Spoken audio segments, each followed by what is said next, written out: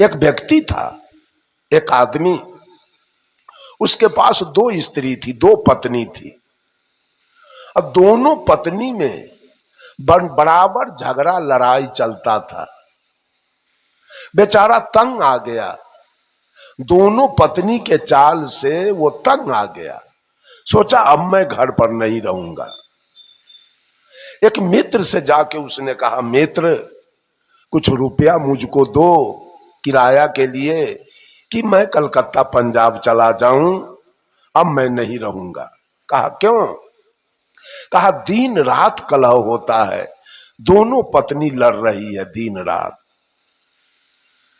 कहा तो ये तो कोई अस्थायी समाधान हुआ नहीं। ऐसा करो, गांव के बगल में कुछ जमीन खरीद के और एक मकान बना दो, एक पत्नी को यहां रख दो और दूसरे पत्नी को गांव में रहने दो, जहां पुराना घर है वहां, और नया घर बनाओ, वहां एक पत्नी को रख दो, दोनों में दूरी बन जाएगा, मुलाकात होगी नहीं, झगड़ा लड़ाई बंद हो जाएगा। ऐसा ही किया बेचारा। गांव के बगल में थोड़ा सा जमीन खरीद कर घर बना दिया और उसमें छोटकी पत्नी को रख दिया और बड़ी पत्नी पुराने घर में रहने लगी। गांव की औरत सब अपने चाल से बाज नहीं आई, कुछ जाके छोटकी को भी पढ़ाती थी और कुछ महिला जाके बड़की को भी पढ़ाती थी। पढ़ने के क्रम में या तो बड़की जाती थी छोटकी के यहाँ और नहीं तो छोटकी चली आती थी बड़की के यहाँ। घर तो अलग हुआ लेकिन लड़ाई बंद नहीं हुआ। अब बेचारा सोचा अब मैं क्या करूं, अब तो घर भी अलग बना के देख लिया। कहा मित्र अब क्या करना है? तो मित्र ने कुछ पैसा दिया, बेचारा टिकट कटाया और पंजाब चला गया। पंजाब गया, 12 बरस तक पंजाब में रह गया, वो आया नहीं। इसी तरह माघ महीना कल उतरा है, परसों माघ महीना उतर रहा था, अब फागुन का आगमन हो रहा था। 12 बरस बीतने के बाद इनकी बड़ी पत्नी पति के यहां चिट्ठी लिख रही है, पति देव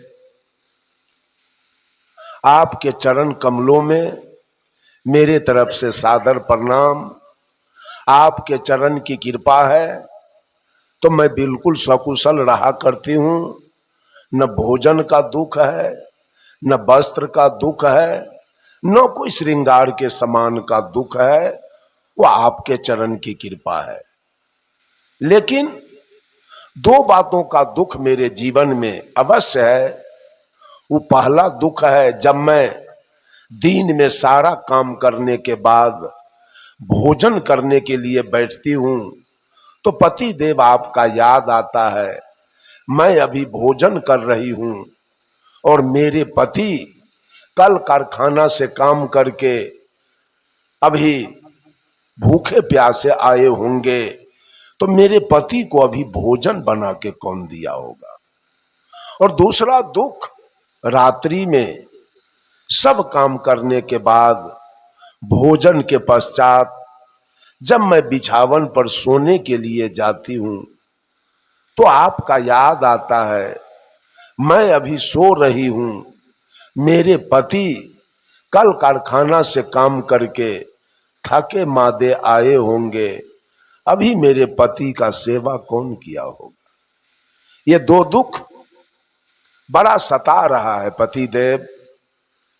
मेरे बातों से अगर दुख न हो तो होली का समय आ रहा है, 2-4 दिन के लिए आओ, दर्शन दे दो और पुनः पंजाब वापस हो जाना। चिट्ठी लिख के और लेटर बॉक्स में गिरा रही थी, गांव के कोई महिला देख लिया और इसके सौतीन को जाके कह दिया तुम्हारी सौतीन चिट्ठी लिखी है, ऐसा न हो कि होली का दिन है सारा सामान उसी के यहां आ जाए, तुम भी चिट्ठी लिखो।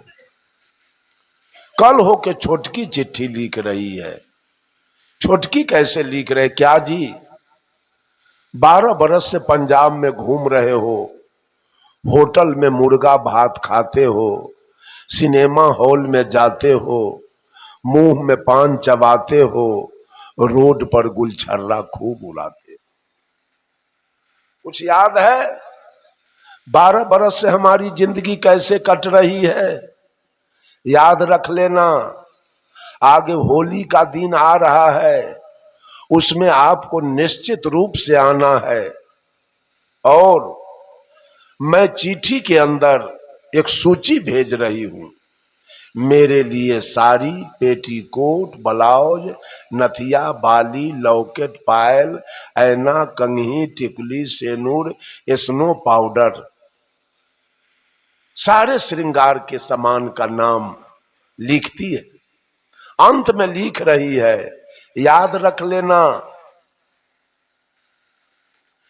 इस सूची का सच्ची प्रतिलिपि मेरे पास रहेगा।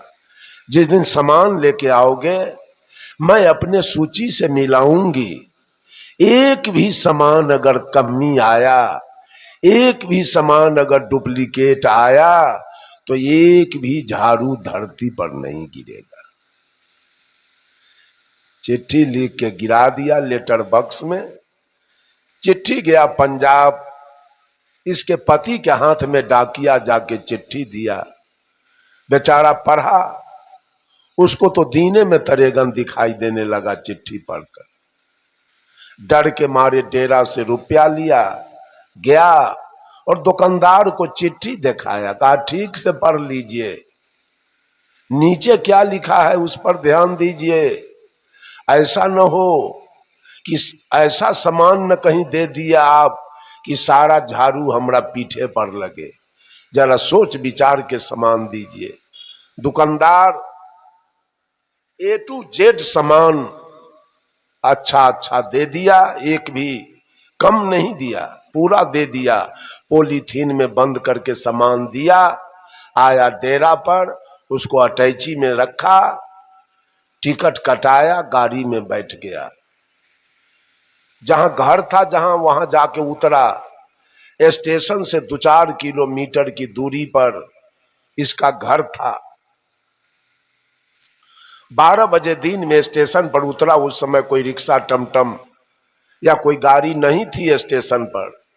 बेचारा दोनों हाथ में अटैची लिया और पांव पैदल चल दिया। फागुन के महीने में कुछ गर्मी आ जाती है, पसीना पसीना, वजन था दोनों अटैची में, पसीना पसीना हो गया। जब गांव के निकट पहुंच रहा था, एक महिला गांव के इसे आते देख लिया। इसके बड़ी पत्नी को जाके कह दिया, देखो जी तुम्हारे पति पंजाब से चले आ रहे हैं। बड़की तो समर्पित है पति के साथ, वो दौड़ते हुए गई और पति को पैर छू के प्रणाम किया और दोनों हाथ से अटैची ले लिया। आगे आगे पतिदेव और पीछे पीछे वो आई, गई अपने घर पर। और ईमानदार कितनी है, अटैची दरवाजे पर रख दिया, घर में नहीं ले गई। सबसे पहले पति के लिए एक बिछावन किया। पति देव बैठ गए, थाली में जल लाई, पति देव का दोनों चरण पखार दिया, पोंछ दिया और पंखा लेके बैठ गई और पति से कुछ हाल चाल पूछने लगी। इतना ही में गांव के कोई महिला इसो को देख लिया, इसके छोटकी पत्नी को जाके कह दिया, देखो जी दोनों अटैची है तुम्हारे सौतीन के दरवाजे पर, ऐसा न हो कि दोनों अटैची पार हो जाए, जल्दी जाओ। छोटकी आ गई और दूर से कहती है, क्या जी आ गए? तो कहा कि हाँ आ गए, जरा सूची निकालो, मैं भी सूची लेके आ रही हूं। सूची निकाला, वो भी सूची लेके आई, सामान को मिलाया, A to Z सामान मिल गया। दोनों अटैची में फिर से सामान को सजा लिया और दोनों अटैची उठा के चल दिया। जब छोटकी पत्नी दोनों अटैची उठा के चल दिया तो बड़की बेचारी खाली हाथ अपने आंगन की ओर चल दिया। जब बड़की अपने आंगन की ओर चली तो पति देव उसके पीछे पीछे चल दिया। गांव की महिला सब उस जगह खड़ी थी। कहती है, क्या जी 12 बरस पर पंजाब से आए हो और 2 पत्नी आपके पास है और 2 अटैची आपने लाया, तो वाजिब क्या था? 1 अटैची छोटकी को देना, 1 अटैची बड़की को देना। लेकिन इस होली के समय में आपने दोनों अटैची छोटकी को दे दिया और बड़की के साथ खाली हाथ जा रहे हो। पति ने जवाब दिया उस औरत से, कहा सुनो, ये जो हमारी छोटकी पत्नी है इसको हमारे सामान से प्रेम है, तो सामान लेके ये जा रही है, और ये जो हमारी बड़की पत्नी है इसको हमारे जान से प्रेम है, इसलिए जान इसके साथ जा रहा है। किसको क्या मिला? सामान बड़ा है कि पति बड़ा है? पति किसको मिला? बड़की को। और सामान किसको मिला? ये उपासना करने वाले लोग जीवन भर समान की भक्ति करते हैं, बेटा बेटी की भक्ति करते हैं, गाय भैंस की भक्ति करते हैं, नौकरी चाकरी की भक्ति करते हैं, जमीन मकान की भक्ति करते हैं, बीमारी हिमारी की भक्ति करते हैं। यही भक्ति है क्या? यही कल्याण का मार्ग है क्या? जीवन भर उपासना करके और यही भौतिक वस्तु पाने के लिए। साहब कबीर कहते हैं, सपने सोया मानवा, ये सारा दुनिया सपना देख रहा है क्या? जब आदमी सपना में सोया रहता है तो देखता है कि हम हाथी पर चढ़े, भारत के प्रधानमंत्री हम हो गए, मुख्यमंत्री हो गए, 500 बीघा जमीन हमको हो गया। आंख खुलने के बाद रहता है क्या? आंख खुलने के बाद वो जमीन, वो मकान, वो पद, वो प्रतिष्ठा, वो नौकरी रहती है क्या? आंख खुला सपना का। या हम सपना में देखते हैं कि मैं दरिद्र हो गया, मुझको डाकू ने मार दिया, मुझको सांप ने काट लिया, मुझको बाघ ने खा गया, या मुझको भूत ने मार दिया। मर गए क्या? नींद खुलने के बाद आप मरे होते हैं क्या? आपको सांप काट लिया होता है क्या? आपको बाघ खा गया होता है क्या? आपको डकैत मार दिया होता है क्या? आंख खुली सपना खत्म। उसी तरह से आंख मूंदे, कहते हैं साहब संतो जागत नींद न कीजिए। सब लोग जो सपना देख रहे हैं, बेटा बेटी नाती पोता और जमीन मकान और नौकरी चाकरी का, ये सपना है। आंख मूंदेंगे और सारा सपना आपका खत्म। वहां आंख खोलेंगे तो सपना खत्म, और यहां आंख मूंदे तो सारा सपना आपका खत्म। बेटी छूट जाएगी, दामाद छूट जाएगा, नाती पोता छूट जाएंगे, जमीन मकान छूट जाएंगे, नौकरी चाकरी छूट जाएंगे, और जितना भी बल वैभव है शरीर तक आपका छूट जाएगा। तो क्या देख रहे हैं? क्या भक्ति चल रही है? क्या पूजा आपका चल रहा है? किस लिए आपका पूजा हो रहा है? किसके लिए आपका पूजा चल रहा है? किस देवी देवता का पूजा में आप लगे हैं? कौन देने वाला है? यही उपासना में सारे लोग लगे हुए हैं, कुछ पाने के चक्कर में। उपासना के भी 7 शाखा हैं। अंतिम परिणाम उपासना से मुक्ति होने वाली नहीं है, शांति मिलने वाली नहीं है। उपासना का अंतिम परिणाम होगा कि आपके दिल में इच्छा है कि एक पोता चाहिए, आपके दिल में इच्छा है कि मेरे बेटा को नौकरी चाहिए, आपके दिल में इच्छा है कि मेरा बेटा बहुत बड़ा सेठ बन जाना चाहिए, इच्छा होगा फूल और समाधान होगा फल। हो सकता है कि आपको पोता की प्राप्ति हो जाए, हो सकता है कि आपके बेटा को नौकरी मिल जाए, हो सकता है आपका बेटा बीए फर्स्ट डिवीजन से पास कर जाए, लेकिन कल्याण और मुक्ति और सुख शांति होने वाली नहीं है। उपासना का यही अंतिम परिणाम होगा, इच्छा होगी फूल और समाधान होगा फल। ये विष्णु का मार्ग है, इसी मार्ग में सारे लोग लगे। गोस्वामी तुलसीदास जी रामचरितमानस में लिखते हैं, इंद्रिय द्वार झरोख खानाना, तह तह सुर बैठे करी थाना, आवत देखी विषय ब्यारी, हठ बस देहि कपाट उघारी, इंद्रि सुरहनन ज्ञान सोहाई, विषय भोग पर प्रीति सदाई, तब सुप्रभंजन उर गृह जाई, तब ही दीप विज्ञान बुझाई, ग्रंथि न छूटी मिटा सो प्रकाशा, बुद्धि विकल भई विषय बतासा। कि शरीर में जितना इंद्रियानी है उस पर देवता लोग थाना बना के बैठे हैं, इनकी पहरा चल रही है, इनका शासन चल रहा है। आंख पर महादेव का वास है, कान पर निरंजन का वास है, नाक पर अद्या का वास है, जिह्वा पर विष्णु का वास है और त्वचा पर ब्रह्मा का वास है। आंख